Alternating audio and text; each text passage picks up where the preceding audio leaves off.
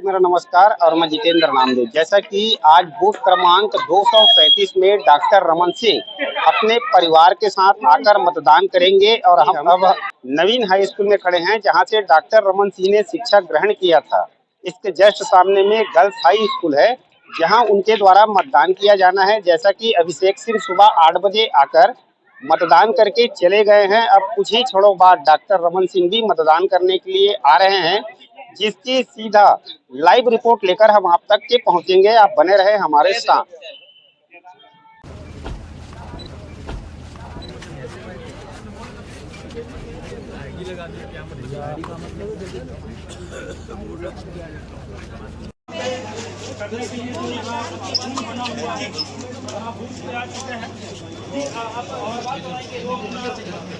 मतदान करेंगे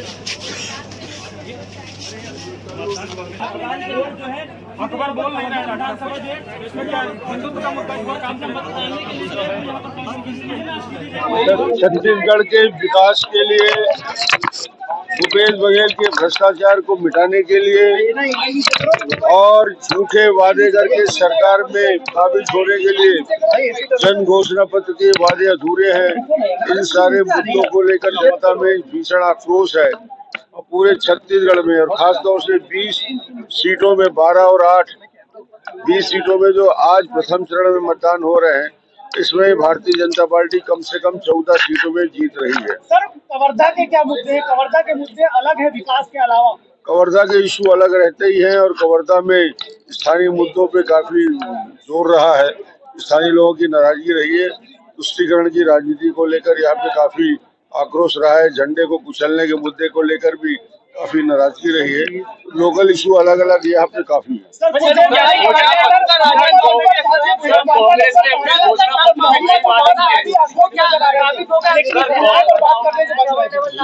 ने अपने घोषणा पत्र में कई ऐसे मुद्दे हैं जो लेकर आई और जनता के बीच में रखे। क्या लगता है उसको कोई फर्क पड़ेगा? कर्जा माफी का वादा किया था, मगर हर 5 साल में कर्जा माफी की स्थिति क्यों आ रही है? हमने कर्जा माफी के बदले में किसानों को आर्थिक मजबूती लाने के लिए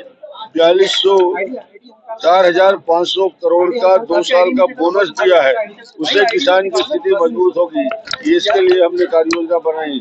बाकी धान की कीमत हम उनसे ज्यादा दे रहे हैं। एक किस्त में धान का पूरा चारों बोनस हम दे रहे हैं।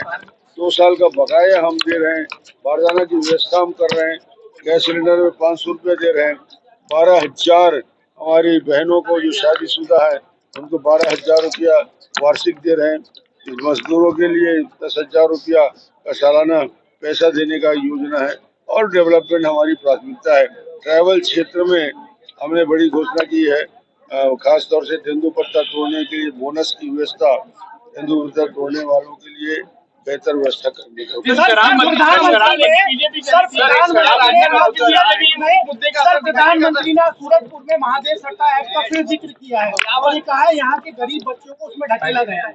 नहीं, प्रधानमंत्री जी ने एक लाइन कहा है, भूपेश कक्का सट्टा में 30%, यानी सट्टा महादेव ऐप में 30% भूपेश जी की भागीदारी है। ये प्रधानमंत्री जी ने स्पष्ट कर दिया। ईडी ने प्रमाणित कर दिया। 508 करोड़ का मनी ट्रांजैक्शन साफ दिखता है। तो भ्रष्टाचार का इससे बड़ा आरोप क्या हो सकता है कि भूपेश कक्का 30% सट्टा खिलाने के लिए? ये बहुत बड़ी बात है। शराब बंदी का कांग्रेस ने वादा किया था, लेकिन वो छत्तीसगढ़ में नजर नहीं आया और इस बार कांग्रेस के कोई वादे पूरे नहीं हुए, इसलिए कांग्रेस के वादों पे कोई भरोसा नहीं करेगा। पूर्ण शराबबंदी पे उन्होंने झूठा वादा किया। शराबबंदी नहीं किया, घर घर शराब पहुंचा रहे हैं। 10 लाख नौजुवकों को बेरोजगारी भत्ता में उन्होंने झूठा वादा किया था। 2 साल का बोनस देने में कहा था। 2 लाख संविदा कर्मचारी, दैनिक वेतन कर्मचारियों को स्थायी करने के लिए कहा था।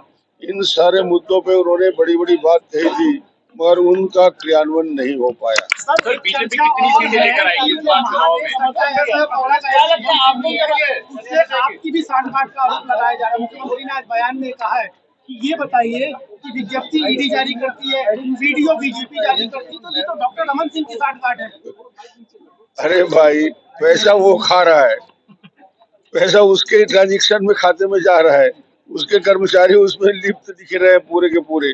उन्हीं के वो उनको दुबई भेजने के लिए सलाह दे रहा है, दुबई में काम करने के लिए, वहाँ पे काम करने की सलाह दे रहा है।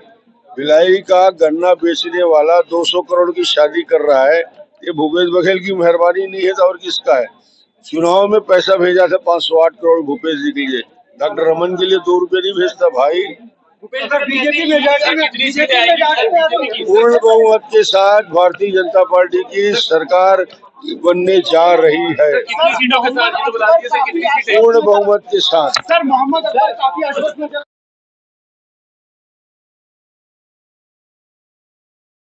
का मूड दूसरा दिख रहा है। बीजेपी मेजॉरिटी माध्यम क्या डॉक्टर रमन सिंह फिर से सीएम होंगे?